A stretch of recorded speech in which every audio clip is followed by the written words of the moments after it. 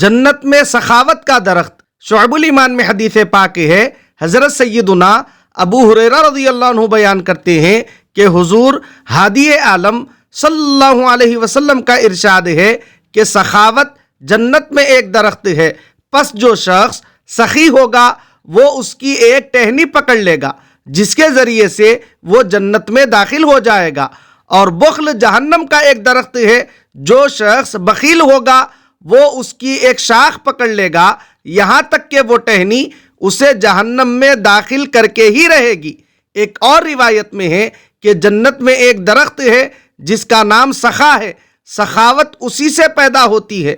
اور دوزخ میں ایک درخت ہے جس کا نام بخل ہے، بخل اسی سے پیدا ہوا ہے، اس لیے بخیل جنت میں نہیں جائے گا۔